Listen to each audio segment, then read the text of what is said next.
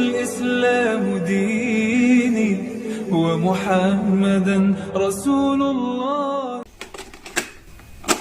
Pak Ustaz, kenapa Allah menguji seorang hamba? Apa tak tahu Allah dia beriman atau tidak? Allah Maha tahu. Lalu kenapa diujinya? Allah mau kasih tahu si hamba itu dia layak tidak disebut beriman.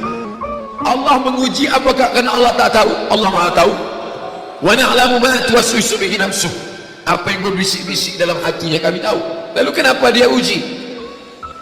Nampaknya Allah tak tahu saya ini beriman atau tidak. Makanya dia uji saya. Allah Maha tahu. Wa huwal alimul khabir. Dia Maha tahu yang tersurat, yang tersirat, yang berbisik, yang terucap. Dia tahu. Lalu kenapa dia uji? Dia mau kasih tahu kamu layak apa tidak disebut orang beriman.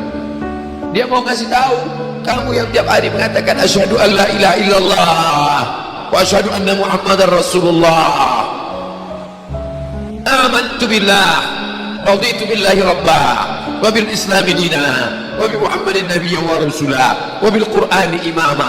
Layak tak kau ucapkan kalimat itu? Maka diujinya. Maka ketika ujian itu datang jangan terkejut, karena orang yang mengaku S2 pastilah dia diuji tesisnya.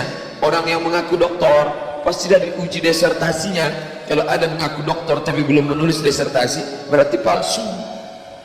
Kalau ada mengaku layak menjabati suatu tempat tapi belum teruji berarti palsu. Yang palsu tak layak untuk menerima hadiah. Bapak Ibu yang dimuliakan Allah Subhanahu wa taala, maka ketika ujian itu datang pada hari silih berganti itulah datang ujian. Wala nabluwannakum bisyai'in minal khauf. Kami uji dia dengan takut. Ujian yang pertama khauf, takut. Yang kaya takut miskin, yang senang takut susah, yang sayang pada anak takut anak mati, yang sayang pada ayah takut, yang punya istri takut istrinya meninggal, yang punya suami takut suaminya mendahului dia. Takut. Apakah takut itu bisa membuat orang menjadi kafir? Ya. Saking takutnya miskin menghalalkan segala cara yang mestinya bukan hak milik dia. Dipindah alih nama, menyogok riswah, memakan dengan cara batil. Mengapa orang menjadi menghalalkan segala cara? Yang pertama karena takut. Betapa rasa takut kalau sudah menguasai orang, dia bisa membuat orang menghalalkan segala cara. Seorang istri terlalu takut kehilangan suami, bisa jadi dia menjadikan cara-cara yang tidak disyariatkan Allah. Dandanannya tidak lagi menurut tuntunan Al-Quran, raut wajahnya tidak lagi memakai pakaian yang dibenarkan syariat Islam. Apa yang membuat orang melakukan perbuatan haram? Takut.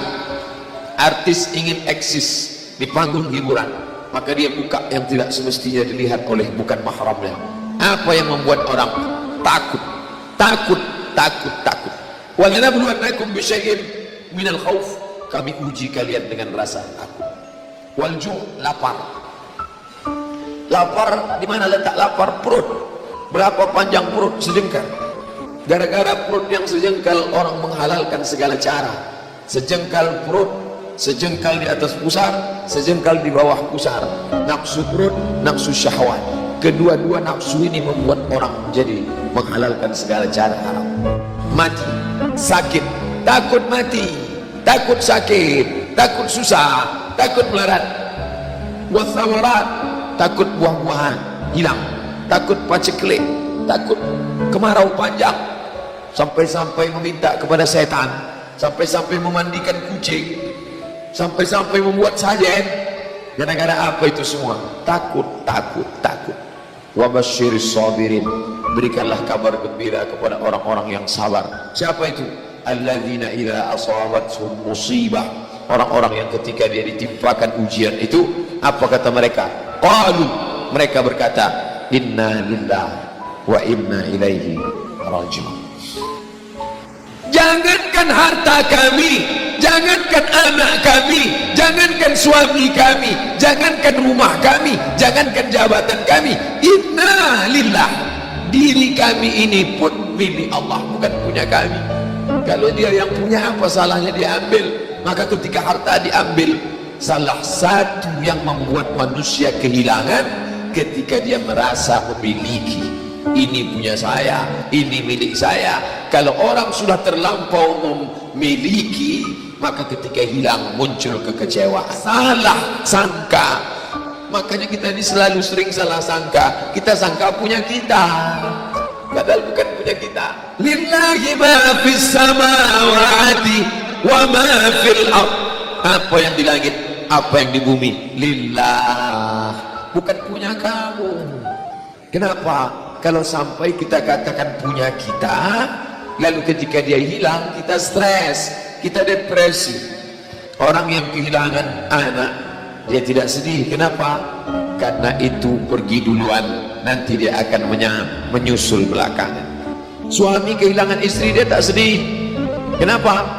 Karena sudah dibawanya ganti yang baru, Pak Ustaz. Bukan, dia tak sedih. Kenapa? Karena dia tahu nanti saya akan berjumpa dengan dia di tempat yang lebih kekal abadi. Sekarang kalau saya hidup sama-sama dia tua, dia keriput, dia sakit, dia mati. Nanti saya berjumpa lagi dengan dia di mana? Di tempat kekal abadi yang tak pernah sakit, tak pernah mati.